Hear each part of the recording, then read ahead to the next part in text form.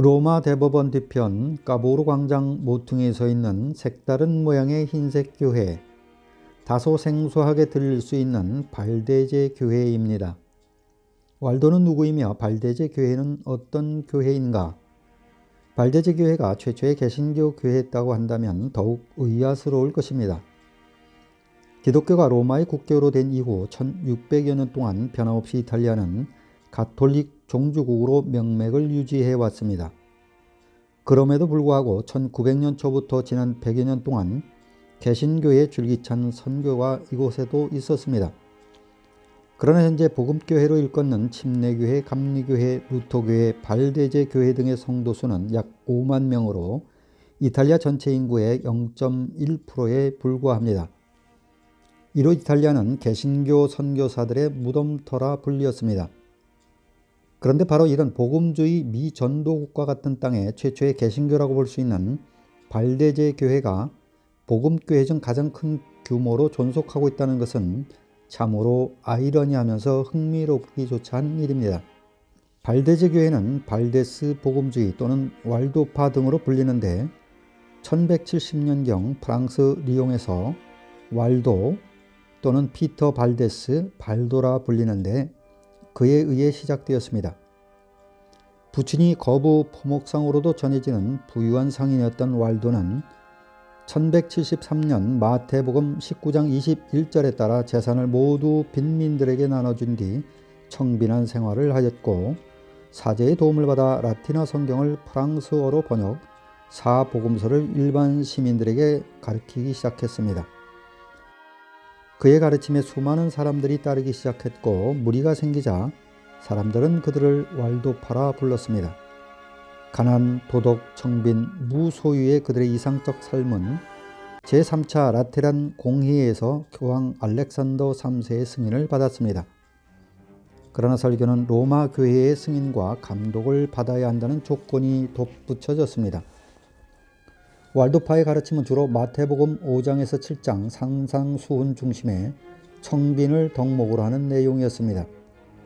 그런데 이는 당시 부와 나태에 빠진 가톨릭을 강하게 단죄하는 내용이 되고 말았습니다. 왈도파의 본래 목적은 가톨릭 개혁이 아니라 성경 말씀대로 살고자 함이었지만 이는 가톨릭의 거리낌이 되었던 것입니다. 그럼에도 불구하고 왈도파들은 시민들에게 청빈의 메시지를 계속 전하였습니다. 이에 교황청은 1181년 설교를 금지시켰고 결국 1184년 베로나에서 공표한 칙서를 통해 왈도파와 다른 유사한 집단들은 종교재판과 법정처벌에 의해 제거되어야 함을 밝혔습니다. 이에 왈도파는 로마 교회와 결별하고 독자적인 교회 조직을 만들었습니다. 그들은 로마 교회의 가르침에서 이탈했고 로마 가톨릭 교회의 의식들을 배척하였습니다. 이들의 운동은 급속히 스페인, 프랑스 북부, 독일, 이탈리아 남부, 심지어 폴란드와 헝가리까지 퍼져나갔습니다. 이에 로마 교황청은 금지 파문에서 적극적으로 박해와 처형으로 왈도파 운동을 막으려 하였습니다. 특히 교황권 최전성기를 맞은 인노센트 3세 때가 가장 심하였습니다. 여기서 잠깐 한 가지 흥미로운 사실은 당시 이탈리아 시시의 성 프란체스코는 같은 교황 인노센트 3세에게 작은 형제란 수도회를 인가받습니다. 프란체스코와 왈도는 아주 유사한 길을 걸어갔습니다. 프란체스코도 부유한 상인의 아들로 태어났고 전승에 의하면 부친은 프랑스와 무역한 포목상으로 왈도의 부친과도 상거래했다는 이야기도 전해오고 있습니다. 프란체스코는 작은 프랑스인이라는 뜻을 갖고 있습니다. 프란체스코는 나중에 모든 부를 버리고 가난을 택하여 철저한 청빈 생활을 시작합니다.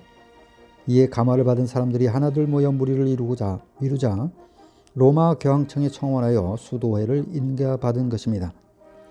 그러나 왈도는 로마 교황청으로부터 활동 인가를 받지 못했고 오히려 이단으로 규정되어 핍박을 받게 된 것입니다. 이것은 그들의 삶을 극과 극으로 몰고 갔습니다. 프란체스코는 역사에 남는 세계인의 성인이 되었고 왈도는 역사에 묻혀 개신교인들조차도 알지 못하는 이단자로 남게 된 것입니다. 1217년 보헤미아 체코에서 왈도가 사망한 후 핍박은 더욱 심화되었습니다. 가난을 통하여 그리스도를 본받으려 했던 왈도파들은 종교 개혁이라기보다 단지 성경적 방법으로 돌아가는 것 외에 다른 의도는 없었습니다. 그러나 그들은 이단으로 규정한 로마 가톨릭은 군대까지 동원하여 도말하기에 이르렀습니다. 교황 그레고리오 9세는 종교재판소를 설치하여 도메니코 수도회에 관장토록 하였는데 이후 잔혹한 이단 박멸 수도회로 이름을 떨치게 되었습니다. 15세기 말경 발데지 교인들은 대부분 프랑스 남부와 이탈리아 국경 알프스 계곡에 모여 살았습니다. 당시 알프스를 넘어 이탈리아로 넘어온 자들도 있었습니다. 그들은 밤낮으로 걸으며 각 집을 방문하여 성경을 읽고 기도해주고 또다시 길을 떠났습니다. 이렇게 해서 그들은 1500km가 넘는 긴 장화 모양의 이탈리아 전역에 복음을 전했는데 신약 성경을 거의 외울 정도였습니다. 시대의 위험을 피하기 위해 상인처럼 행상을 겸하여 작은 생필품들을 팔았고 각국어로 번역된 성경 필사본들과 소책자들을 보급하기도 하였습니다. 그들은 항상 짝을 지어 다녔는데 그들을 극진히 대접하는 사람들도 많이 있었습니다. 1500년 겨울 박해의 범위가 확대되자 많은 주민들은 더 높은 산으로 피신하였고 그곳에서 대부분 어린아이들과 여자들이 추위와 굶주림에 죽어갔습니다. 멸절의 위기에서 일부 살아남은 사람들은 스위스로 거처를 옮기게 되었는데 종교개혁가 칼빈의 도와 도움을 받게 되었습니다. 1532년 발데지 교인들은 칼빈 사상을 대부분 받아들였고 예배의 형식과 교회 조직을 받아들임으로써 사실상 스위스 프로테스탄트 교회가 되었습니다. 이로 발데지 교회를 오늘날 이탈리아의 장로교회로 칭하기도 합니다. 발데지 교인들에 대한 박해는 수백 년 동안 계속 이어졌지만 그들은 전멸되지 않았고 신앙은 변개되지 않았습니다. 그러나 1655년 로마 의회에서는 이단 발데지 교회를 괴멸시키기 위한 무서운 명령이 내려졌습니다. 극심히 추운 겨울 왈도파의 모든 주민은 로마 교회로 개종하지 않으면 3일 안에 그들의 집을 떠나 700m 높이 이상의 산으로 올라가라는 것이었습니다. 그런데 놀랍게도 그들은 한 사람도 주저하지 않고 우리는 온 우주의 만왕이신 하나님 한 분만을 믿는다. 그리고 성경을 따라 하나님께서 가르치신 방법대로 구원을 얻는다. 우리는 인간이 만든 어떤 교리와도 타협할 수 없으며 어떤 세력도 우리를 우리의 신앙에서 떠나게 할 수 없다고 말하며 마을과 집들을 포기하고 산 위에 있는 동굴이나 바위 아래 안식처를 마련하였습니다. 이는 마치 로마 박해 시대에 지하 무덤인 카타콤으로 피신한 것과 같았습니다. 어둡고 습하고 먹을 것도 마실 것도 없는 사람이 살 수 없는 환경이 되지 못했던 카타콤에서 그리스도인들이 자신의 신앙을 지키며 매일 주님께 기도와 찬양을 드렸듯이 그들은 토굴에서 나무 뿌리로 연명하며 짐승보다 못한 삶을 살았지만 매일 하나님을 찬양했고 감사의 제단을 올렸습니다. 그런데 군대가 즉시 그 골짜기로 파견되었습니다.